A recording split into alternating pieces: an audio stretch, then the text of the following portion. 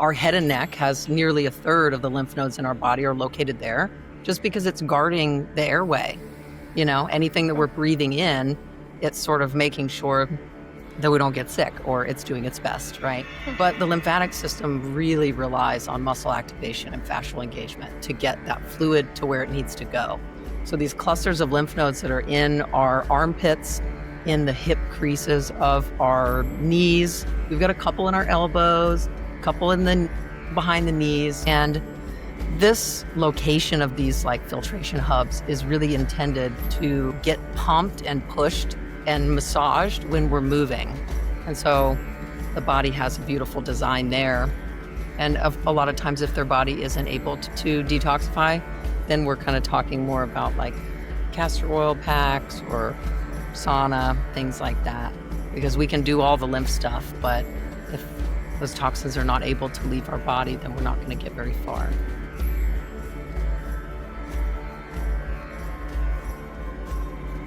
Good afternoon. Welcome back to the Gamma Seeker broadcast. Today, I have the Lymph Love Club. If you don't know who she is, you should definitely be following her.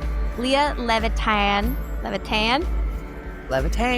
Levitan is from Austin, Texas. We had a chance to interact together at the Fascia Congress this year. And I really wanted to have her on because we've had no experts about lymph. And it is a buzzword and a popular phrase that's being pulled around. Dr. Perry has done a great job at educating people about the big six. And many people are starting to do massage, but they don't really understand the why of the massage. So I really wanted to have you on to give us a nice little lymph 101. Yeah, absolutely. Well, thanks so much for having me. And it was an honor meeting you at the Congress. So much information. Yes, that was kind of a blast. I'm still feeling like I'm integrating a lot, particularly some of Keith Barr's stuff. What about you? What is like still kind of itching in the back of your brain?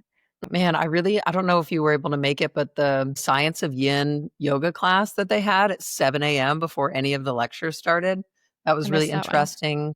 Okay. The instructor, she was from overseas, and the way that she taught was so beautiful. And I wasn't familiar with her work. Her name is actually slipping my mind at the moment, but man, it was really powerful to sort of move through and to be working on your connective tissue. It just felt really special. And I never attended a class like that. Very cool. Thanks for telling me that. I love yin yoga. Yeah, me too. So let's start with the basics. What is lymph? Well, lymph is the fluid that flows through the lymphatic system. So it has a very similar component to seawater. So it's salty and it's full of nutrients. It also carries the cellular waste from our body. And so this fluid is flowing through these flexible tubes that move throughout our entire body. And the only place that you won't find lymph is in like your hair or your fingernails. We have lymphatic fluid in the brain. We have it everywhere. Really. It's even in our teeth too, right? Doesn't our teeth even have like a lymphatic? Yeah, there's lymphatic supply in our teeth, and our tongue is a primary mover of lymphatic fluid in our face. So how do you teach people how to restore lymphatic health? That's a good question. I think it really starts with awareness of what it is, because I think we're all familiar with fluid accumulation. Like we wake up and we might feel some puffiness under our eyes, or we feel some puffiness in our jaw.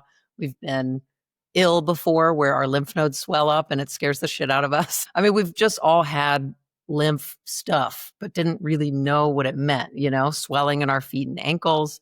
It's really helpful to understand the system, even just as a base level of like the fluid layer of our body, that we are just a bunch of cells sort of circulate, this fluid that's circulating around it. So helping somebody come to this place of lymphatic health starts with that awareness, that education of their own body, and tapping into the different ways that they can take care of it.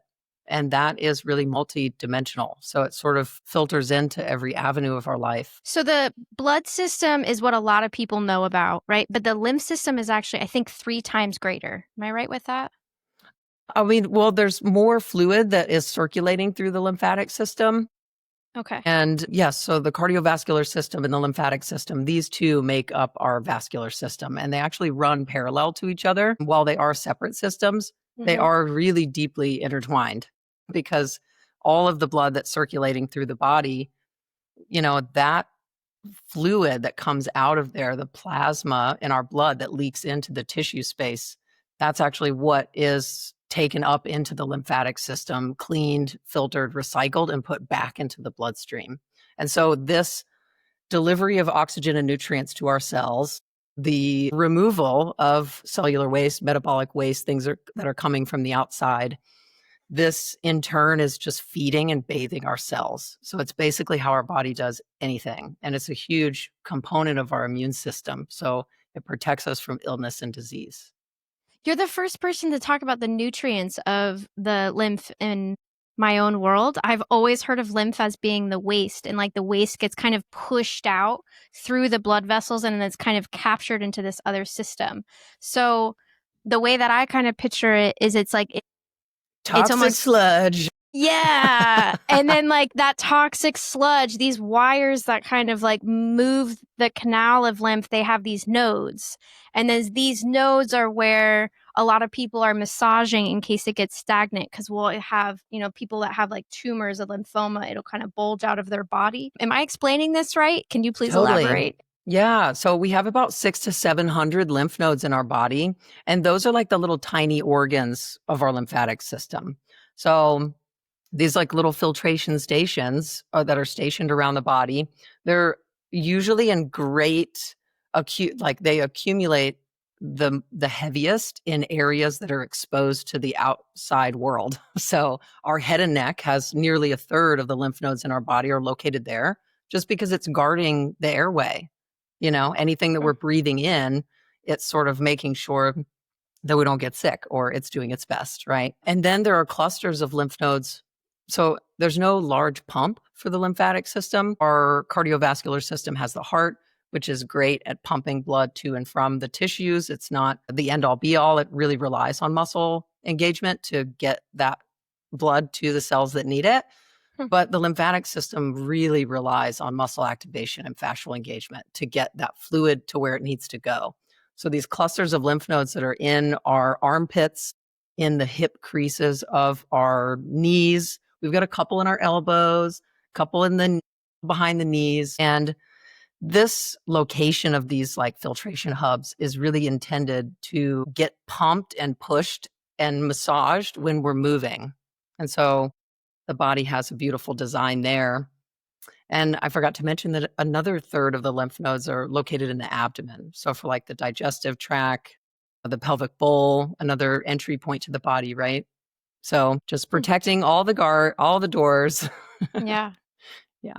And then the way that the lymph is pumped is through movement, but it all comes back to the heart, right? It like all of the fluid kind of gets pumped and then dropped back into the bloodstream right around the heart area. Am I correct?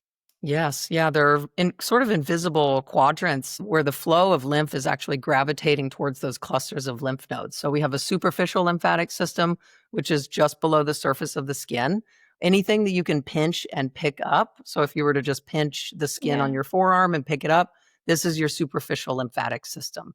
So if anything were to puncture that, that's where that immune response comes in. I accidentally cut my hand today and it's red. And the lymphatic system is already making sure that any germs or bacteria that's kind of gotten in there, just making sure that I don't get an infection. Knock on wood. No. And I already lost track of what I was saying because I went off on a tangent about my hand. The superficial. Okay. The superficial versus the deep. Thank you. My ADHD gets me sometimes. So that superficial layer, that like outer crust of our body, it's being filtered, channeled through those lymph nodes, and then it dives deeper in underneath like the deep fascial layers.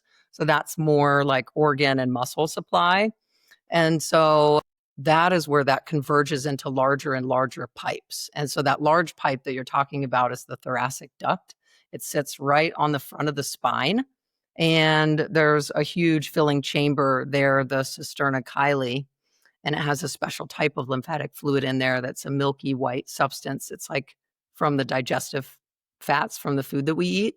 And so all of that stuff is kind of converging into this central ocean, if you will, before it goes back into a vein called the subclavian vein, so just below the clavicle, and then goes back into cardiovascular circulation. Pretty neat. It is. And when we get into these lymph nodes, my understanding is that this is where some of our immune system is absolutely living. And I could be wrong there, but what's happening within these lymph nodes that's so important to us? So there are immune cells that are kind of flowing through the system itself, but there are immune cells in the lymph nodes as well. And so basically those immune cells are sort of like surveilling the fluid as it flows through. And should it find something that it feels like it doesn't belong, then that's where we get that cell division. The body will actually cut off the exit point. So there's a clear entry point into a lymph node and an exit point. There's multiple, many, but the body will shut off the exit point and allow lymphatic fluid to fill that node as those cells divide. And that's when we get a swollen lymph node. Wow. So that's sort of like, and the nervous system, our nerves are sort of branching and vining all over our lymphatic vessels. And so there's definitely that nervous system connection and response to perceived threat, which is really cool. Question. This may seem like very off topic, but I'm really curious. When someone is having an allergic reaction response, is the lymph in play to help kind of like create that swelling and that reaction? Well, my understanding, it's like mast cells, right? Like mast cells are like the zombie cells. They're recruiting other cells and they're basically just exploding and releasing histamine and all kinds of things. And so, yeah, when we get that allergic reaction, it's definitely an immune response. But immune response and like cellular stuff is super complicated and not my area of expertise. Cellular biology was not my best course. Yeah, so I know that question was kind of complex. I've been stung by a lot of poisonous creatures, and I've experienced how the blood kind of like shuts off certain areas to kind of capture the poison, and then like kind of like slow doses. Yeah. I'm doing this because like my most recent poisonous experience was with this caterpillar. It's like the most poisonous moth in all of North America. And somehow I had laid my wrist right on it. And it was a whole day of like deep breathing and like not being able to eat. But my arm got like numb. Whoa. And it was like my body had did this little internal surgery. And I wonder how much was responsible there by the lymph of kind of like stopping certain systems and ripping it into one stream so that it could take care of it. It was an interesting thing to internally process. Okay, so what would be the biggest lymph node in the body that would be, in a sense, helping us pump everything else since it is interconnected? Well, it's kind of a trick question because a lot of times we refer to that chamber, that filling chamber with the digestive juices as a lymph node, that cisterna chyli, but it's not really a lymph node. So it just doesn't have that same anatomy or structure to it. It's not a filtration center. So it doesn't have little chambers where the fluid kind of goes through. It really is just like a reservoir. So the largest lymph node in the body technically would be the one just like maybe an inch below the ear. And so there's just like a large lymph node there that's like a main airway lymph node. That's sort of like different than bouncer, the tonsil? Yeah, is that different than the tonsil? Tonsils are actually lymphoid tissue. So they're not lymph nodes. So it's just sort of like it's like a meaty mass that has a lot of immune activity, but not a lymph node per se. Wow. Okay, that is new information. What about the adenoid? Would that fall in the same category? Same, yeah. What? It's definitely part of the lymphatic system for sure, because we actually have those little fluffy, pillows of immunity all through the digestive tract and things like that. So we have these things that produce mucus and have immune cell activity. And that's really just like another form of our immune system, which is really robust. If someone hasn't heard of lymph before and they're kind of like, I don't know if this is an issue for me, maybe mine is healthy, what would be a good place for them to kind of just test their lymph? I would say start incorporating some sort of lymphatic activity like Dr. Perry's Big Six. I've seen plenty of people get taken down a notch just because they're like, whoa, the detox response that I had from that was just like way more than I thought. Because when it comes to detoxification, it's like our body is only really good at removing the things that it's able to, that the organs are able to. The lymphatic system does not detoxify. That job belongs to our detox organs. So a lot of times those little things that we're missing in our lymphatic health can actually just be sort of aligning with everything and how it works together. So yeah, a lot of times when people are seemingly healthy, if their body's not able to eliminate things and it's just kind of holding on to things, it will just kind of continue to circulate through the lymphatic system. So when you start working with the lymphatic system and it gives you these reactions, I would say reactions, but detoxification symptoms can be as mild as like feeling thirsty, have maybe getting a headache, feeling fatigued, or it can be, or an increase in urine production. That's a common one and not very uncomfortable. But sometimes people have really uncomfortable detox reactions, like a Herx reaction, where you might have rashes or indigestion, things like that. And that would be caused because as we start to massage these areas, we're kind of pushing the lymph back into play. Am I right? And then does that affect the blood at all? Because I know like when we do detoxes, we're kind of asking the body to move things into the blood to then move them out. But the lymph is in this separate system. So when we're massaging it open, are we just feeling like that discomfort of that stagnant fluid kind of moving? Oh, well, in real time, I guess I was just thinking like after. Yeah. Although some people do feel ill when they start moving their lymphatic fluid because it is so stuck and slow and thick, and it's really meant to be watery and viscous, but sometimes it can be a little bit thicker. Okay, so I'm like trying to think about how I want to steer this question without asking like impossible questions, but I'm like trying to put the beginner mind in my brain. It's like, I guess the next layer of question is if someone wakes up with puffy eyes and maybe a little bit of a postnasal drip, what would be the thing that you would advise them to do? That's a good one. I would say my Fab Five. That's Can like the you, thing that I would teach people. would you be willing to show us a little bit of that? Absolutely. So I know that we talked about how a third of the lymph nodes are in the head and neck, but we have two major chains that run in front of and behind this muscle called the SCM. And so we have these major chains here. We've got some kind of in the front of the esophagus. We've got some lining underneath the jaw that drain like the teeth and the tongue. We've got some in front of and behind our ears, and then we've got a couple on either sides of our nose. And so the Fab Five basically is working with all of these clusters of lymph nodes. But first, we have to change the pressure in the system. So the lymphatic system is a pressure system, and the lowest point of pressure in the body is just behind the collarbones where it goes back into circulation. So what we're going to do is just take our hands and place them over our collarbones, just over that triangular space. And you can cross your hands on either side, or you can do one side at a time. But what we're going to do is just press your fingertips down into that space, and you can make almost like a circular pumping motion. So from the corners of your shoulders towards the base of the neck. And you can take a moment here too to breathe in through your nose and out through your mouth, just to kind of trigger that deeper lymphatic pumping. And I would say for good measure, you could do this for like 15 to 30 seconds. There's really no magic number. Sometimes people are like, pump it 10 or 15 times. Your lymphatic system doesn't care. We just don't want to cause pain. So that's point number 1 of 5. Point number 2, you'll take your wrist and put them together to kind of create like a seat. Now, wrap your hands just around your neck and kind of give your neck a hug. So what you'll do is you'll press backwards just a little bit and then pump downwards. So it's a backwards pumping motion. And what we're doing is we're clearing out any of the lymphatic fluid that might have been sitting in these lymph nodes that needed a little push, a little zhuzh.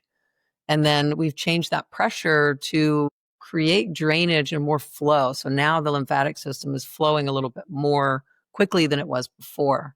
And we're also stimulating our vagus nerve here. So we're triggering relaxation, sort of communicating safety to the body, which actually dilates the lymphatic vessels and makes them larger. So that also increases flow. Point number 2, you can just take the tips of your thumbs, start right at the tip of the jaw, and just kind of put your thumbs underneath that mandible. And it's kind of a little hard to talk when I do this because your tongue sort of moves up as you're displacing that tissue. So now we're just going to glide our thumbs along the borders of our jaw. When we get to the back corner where it sort of turns up, that's sort of the end point. And then you'll repeat this process. And so you can just slide along these borders of the jaw. You should feel like some saliva production. A lot of times here, people will feel maybe a change in the pressure. Like if you were to do this, if you had a headache, like a tension headache, this is where you might start feeling some relief. Now to get the lymph nodes in front of and behind the ears, you can do just like a peace sign. So like one finger in front of the ear and one behind, or you could do Spock hands where it's 2 fingers in front, 2 behind. Choose your adventure and just sandwich your ears in between those fingers. So now we're going to do like a little circular pumping here. You could even just like rub up and down. Again, it's taught so many different ways online, and you don't have to be, there's no like right way to do it. It's all about the order in which you do it because Okay. of that pressure system. So the last point would be just below the eyes, just on either sides of the nose. You can kind of feel around in here with the tips of your pointer fingers. Just feel into that squishy space and see if you can find a spot that feels like a little tender, maybe like a little divot. There's actually a little hole in the skull here on either side where some vessels pass through, and there's lymph nodes that sit right on top of those. And then there's that big sinus reservoir underneath. And so if you just press and hold here, or you can rub in a circular motion, no wrong way to do it, but we just want to create a little bit of a pressure change for those deeper compartments in the head. And you can just prioritize kind of breathing through your nose as you're doing that. So you can kind of open things up. And that's the Fab Five. So the lymph that's draining underneath your eyes actually drains into that nasolabial lymph node on either side of the nose. So it's like when people get that fluid accumulation under the eyes, in traditional Chinese medicine, that's the kidney area. And so I often think of electrolyte balancing, stress, things like that. But of course, it can also be muscle tension, having poor tongue posture, kind of having it like sort of hang out in the floor of the mouth versus being resting on the roof of the mouth, which definitely changes the pressure and how the lymphatic fluid flows from the brain. But what I love about the Fab Five is that the fluid from the brain actually drains out into those deep chains along the sides of the neck before it goes back into circulation. So anytime that you're doing this, even though it just takes like a couple minutes, you are ensuring that like your brain is being cleansed, and that's really important. So I hope that's helpful. That's very helpful. Yeah. I kind of love what you were saying about the nasal labial folds here and how the under eye goes there. Because most of the people that I know, if you consume a little bit more dessert at night, if your water quality was kind of under par the day before, a lot of people will wake up with puffy eyes. So I feel like that's just a good little protocol there for so many. Yeah. And add that to the big 6. So if you were to just kind of like bring that into the fold, if you're already doing the big 6 every day, points 1 and 2 are basically the same because Dr. Perry is like kind of opening the collarbones, the sides of the neck. And so then you would just go up into the face and then come back down into the body. Is there anything that people don't know about the lymph or that you don't see represented online that you would want to share? It's a good question. Not a lot of people talk about it when it comes to neurodegenerative diseases, when it comes to like Parkinson's and MS, but also concussions. I know you said you have a lot of athletes that listen to this channel. When it comes to traumatic brain injuries and things like that, to help relieve some of the pressure in there, lymphatic drainage is really powerful. And so that's kind of something that is less trendy because I think there's a lot of beauty benefits and anti-aging benefits that come with the lymphatic stuff. I mean, we're improving the quality of our cells. Of course, we're going to look great. Of course, our skin's going to glow and we're going to feel good. But there's also just so many medical benefits, and we need more research on that stuff because there's people out there that could use this medicine. It's just internal medicine. I liked that you were talking about the lymph in the brain because when I think of like optimizing performance as an artist or an athlete, a performing artist has to deal with a lot of like stress and pressure, and anything that can clear their mind before they step on stage as an artist or an athlete is really important. And I think that we overlook the clarity of mind that we can have by taking care of the lymph, because the body is a rhythmic moving river system. And if our lymph is really sluggish, what's happening in the lymph could be, translated into our cerebral spinal fluid just like in a matter of days. So when we think about having a healthy lymph system, what would that look like? It would look like staying hydrated. Lymph is mostly made of water. I don't think that we could have lymphatic health without hydration. And prioritizing sleep, that's when our lymphatic system, that brain drainage, is happening. It's usually happening in deep non-REM sleep, that cycle. And of course, food is such a big part, but movement is a big part too. So What about sweating? Is sweating in your top 5 for that too? sweating, I have a lot of clients that aren't super great at sweating. They're just like, I've lost the ability somewhere along the way. And so sweating is really helpful to support detoxification. And so, yeah, I think it does belong on there, and in the sense of just like gentle detoxification in a way that our body is designed for. So yes, add that one to the list. Sweat it up. I get asked so much about high quality water, and I find myself often saying, yes, but you also need to move that water, because I lost for a short period of time my ability to sweat. And I started to religiously go to a sauna until I got that ability back, because I kind of felt like my hands were swollen, my feet were swelling. And this was before I was doing the fascia flow, before lymph was kind of a buzzword.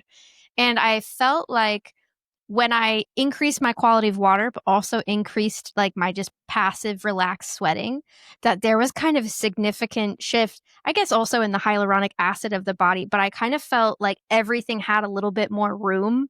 Like after you do a detox or a juice cleanse, like everything kind of just moves a little bit more buttery. So I was curious, what is like a good transition that you've seen with one of your clients where they come in kind of maybe chronically swollen and bloated, and what their transition was like? A lot of times it's just introducing new habits and ways of being with your body and like taking care of it.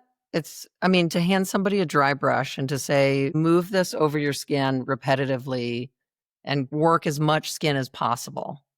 That's a weird ask for some people, that are just like, oh, I thought like diet and exercise was it. And so then you're like, okay, so now I want you to dry brush your skin, but I also want you to do a bunch of bouncing and shaking and rubbing your collarbones and rubbing your armpits and rubbing your abdomen, doing all these weird little things like that. So incorporating these habits that are helping them take care of that lymphatic system so that they can sort of expedite the process of their healing. And it can be a long road for some of them, but it's always moving in the right direction. And a lot of times, if their body isn't able to detoxify, then we're kind of talking more about like castor oil packs or sauna, things like that, to help Okay. get the, things open. If they're constipated, that's a huge problem. If they're dehydrated, that's a huge problem. If they're super stressed, that's a big problem. So it's like, okay, Yeah. where do we need to focus the attention to help support that organ so that it can do its job and actually eliminate the things that we're moving? Because we can do all the lymph stuff, but if those toxins are not able to leave our body, then we're not going to get very far. Wow. So it's a lot of recalibrating. Yeah, and you're basically, increasing their internal awareness of where things can get stuck. So I often find that clients are looking for one thing, and if they do this one thing, everything else will work. And what I find from people like you and I is it's a journey. Health is not just a destination. It's how we are constantly calibrating or tuning where we are in that given day based on everything that we had taken in the day before, sleep and stress and inputs. What's a good like client story that people can relate to potentially from they don't know what lymph is, they find you, they work within that program. What's something that they have kind of shed in your process? A lot of times people are coming in, and this is maybe more specific to women. We do primarily see more women. I think just with our hormones, we just have more shit going on, right? Breast tenderness, cyclical breast tenderness, that's a huge one. That's like always indicating to the liver. Maybe they're wanting to work on cellulite or bloating. They have a lot of like GI stuff and brain fog. So when those clients are coming in and we're sort of kind of checking those boxes to be like, okay, Like, how's your poop? How's your sleep? How's your food? How's your movement? What can we work on, or what can we support you with as we're, doing our sessions together? And it really takes like mutual trust and effort to like build that therapeutic relationship to help get somebody over that hump. And so just coming in with that mindset of like, okay, I have to do the homework. Going in for a session is not going to fix me. And the fact that there's nothing wrong with them. I mean, like, they're not broken, that Yeah. we just want to create that space for them to heal. So curiosity, that's a huge one. They're going to need curiosity and some drive to do some weird lymph things for themselves. I haven't seen many people discuss the lymph that are in the belly and the lymph that is around the pelvis. I was curious how you encouraged people to take care of those areas or some of the tools that you used. Yeah. I mean, you can do very targeted lymphatic drainage. So you can do breast lymphatic drainage, and the breast tissue actually drains to the axillary clusters. For more reproductive stuff, like in the belly and the abdomen, the inguinal lymph nodes are actually draining the external genitalia, but the deeper organs, those are being pulled into the pelvic lymph nodes. So even something as simple as getting familiar with your abdomen and knowing how to massage it, just sort of like knowing where things are in there, is really helpful. I'll usually teach clients to release their diaphragm just from a fascial perspective, sort of taking the tips of their fingers and gently placing it, like hooking in underneath the ribs and kind of sliding your fingers down the borders of your rib cage. Little things like that can increase flow big time and help with pelvic congestion and, painful periods. It's like all of that stuff moves. It's all connected with fascia, and there's just so much lymph stuff going on in there that when you know where things are and you're using a combination of lymphatic techniques as well as like myofascial release techniques. I have a ball here that I love for the abdomen. This is the Gorgeous ball, but there are lots of like soft Pilates balls out there.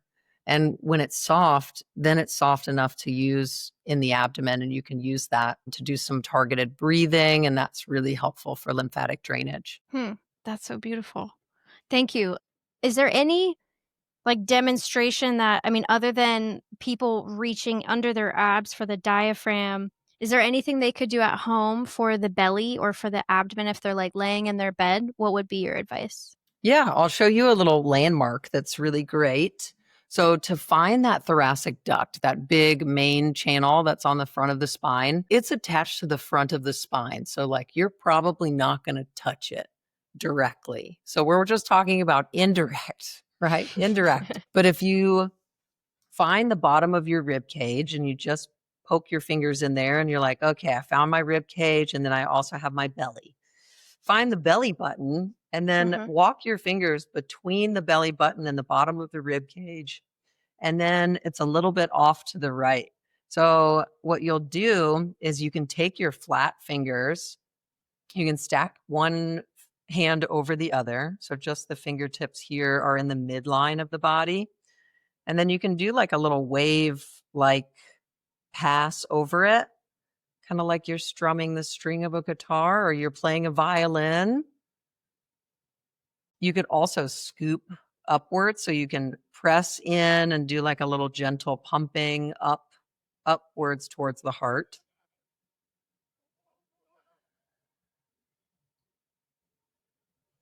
And then the pelvic bowl, it supports a lot of the lymph nodes. And so the inguinal lymph nodes are in the hip creases, but if you come up actually into the lower, like below the belly button, these areas are really good to massage. So you can be working these in like a circular motion, just a little pumping rhythmically. And so, yeah. And of course, that standard clockwise massage is always great because that's just helping the feces move through the intestinal tract and stimulating the colon and working with the anatomy of the body. If you're going in a clockwise circle, then you're always moving with the way that feces moves through the intestinal tract. If somebody was massaging their pelvis, like near where those the inguinal lymph nodes are, and they feel like little balls. Does that indicate something is dysfunctional or has become solid, or is that normal? It's just I mean, it's just, it could be an indication of a lot of things. So our lymph nodes are filters, and those filters can get clogged with debris. I know for a fact that I have a lot of tattoo ink in some of my lymph nodes, and I know that my lymphatic fluid, just based on the amount of tattoos that I have, is no longer clear or straw colored, but probably more like a light gray, a really light gray. So you can have stuff stuck in your lymph nodes. It could also be an indication that that you're not moving your hips enough. A lot of times, it's a very sedentary culture here in the United States. We do a lot of sitting or a lot of standing, which is two different versions of the same problem. And so that lymph can get really stuck there when our hips are locked in the same position and we've been seated for hours at a time. So sometimes what people will notice when they start incorporating rebounders or vibration plates is that those lymph nodes will go down. And that's just an indication that you're getting things moving and that things are moving better. Chronic inflammation is another thing that can sort of cause whole lymph node clusters to swell. And that's a whole other can of worms, because the reason that somebody might have chronic inflammation is going to differ greatly from person to person. But a lot of the clients that we have come in are like, everything hurts. They're just so inflamed that everything hurts and that their immune system is just kind of on edge because of the things that aren't able to leave the body. This sort of ties back into that detoxification piece. There's just some stagnation, if you will. So I love promoting 4 detoxes a year to people. And it's kind of, whatever feels good for them. But I really feel like 4 times a year, we should give our body the space to let go. If that just looks like eating fruits and vegetables for 7 days, if that looks like a juice fast, if that looks like a water fast that's done correctly. I'm a big fan of giving our body space to release what the filters have had to put up with. And I find that when people haven't detoxed before, doing one detox is kind of like a huge hurdle, and it may not be comfortable because there's so much damage, but then the second one's a little easier. Then the third one's a little easier, and then it kind of compounds. What is a detox ritual that you find yourself saying the most to your clients? Detox ritual. Honestly, it's a lot of like prioritizing fiber and making sure that they're working on pooping and that water intake and sweating. So I would say that just in the sense of supporting the body's natural detox processes, that's where my mind goes, just as like a massage therapist. We're just kind of trying to help them support their lifestyle habits. So it's hard to be like, try this detox. I beat the detox drum hard, like with my membership. I mean, it's like, come on, guys, if we're not giving it space, everything kind of gets blocked up, and the fascia and the breath, you can pump those all day long. If it's a bunch of sewage that's trapped in there, it's difficult to make the gains that people want. So Yeah. I'm here supporting people like you, like, come on, do it, do the thing. Well, if anything, we try to be more like proactive too. It's like, how can we slow down the things that don't belong in our body? So we do talk about toxic avoidance. I think that's the first step of detoxification always, is just like, how do we like prevent this shit from getting in? How do we slow it down? This is a toxic world.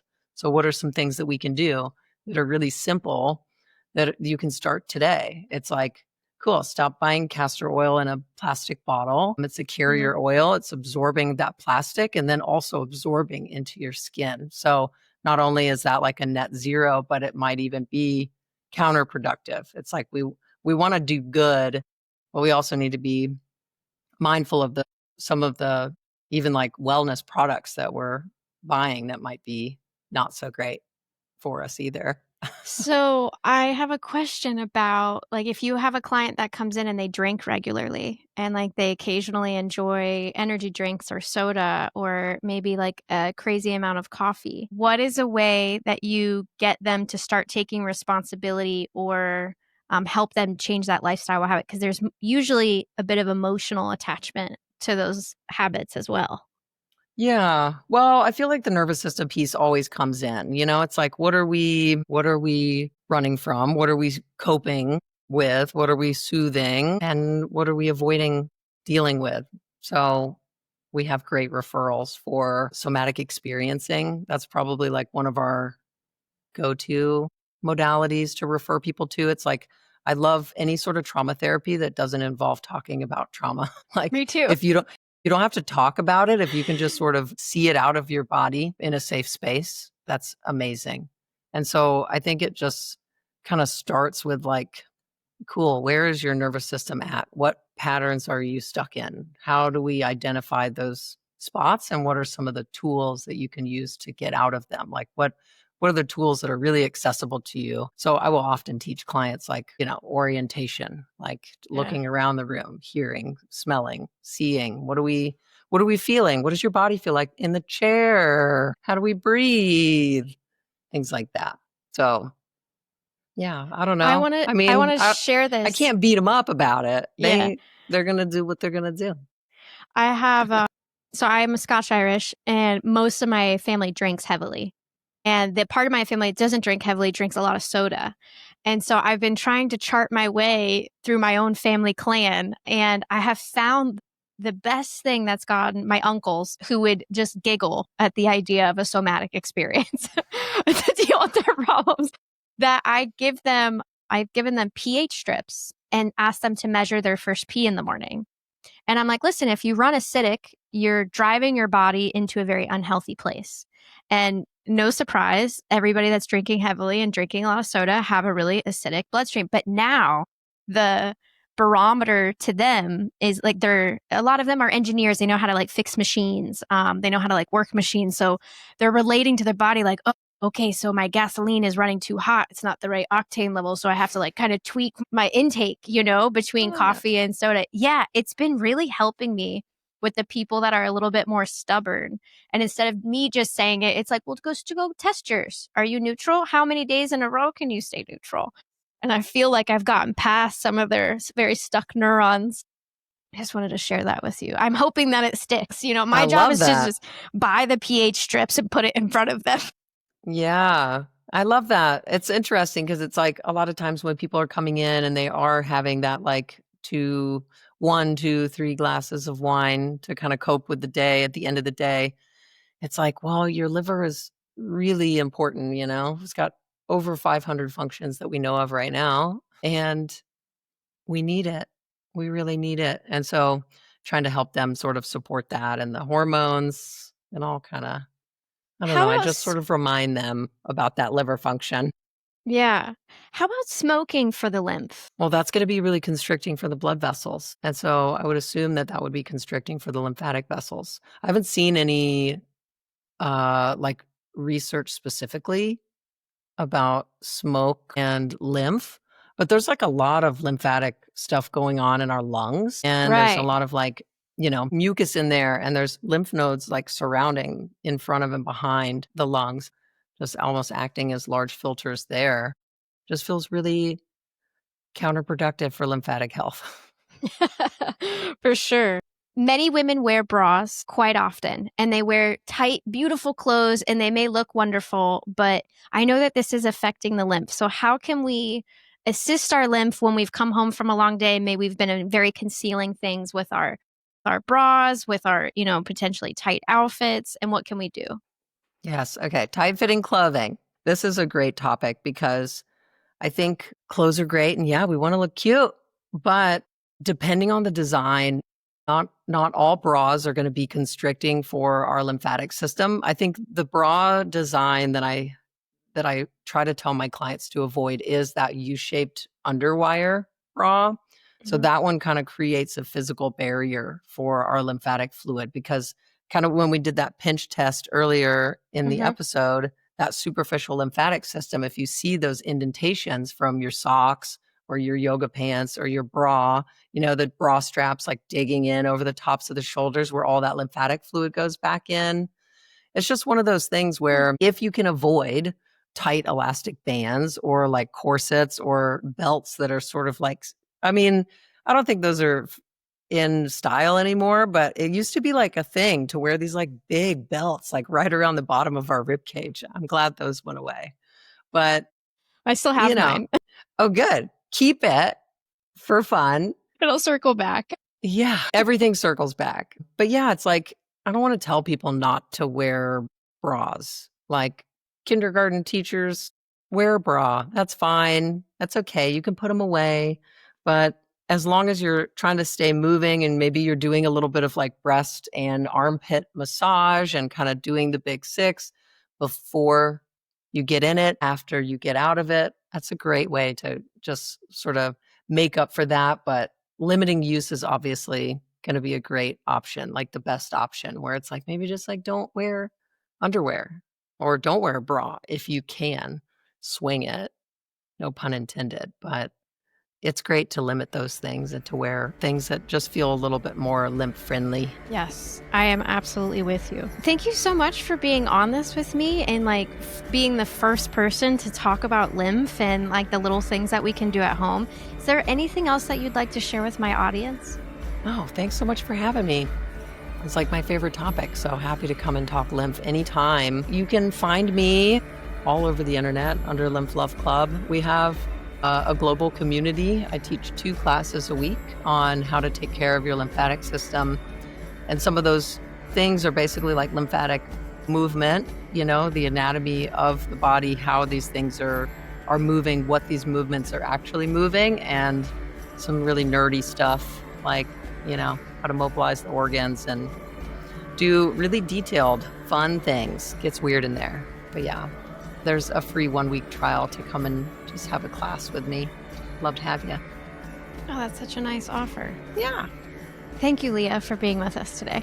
Yes. I also made a promo code to give your listeners 25% off of a course. So there's a promo code that you can link in the show notes. So it'll be below. Yeah. Awesome. Well, thanks for joining us today. This has been great. Thanks so much.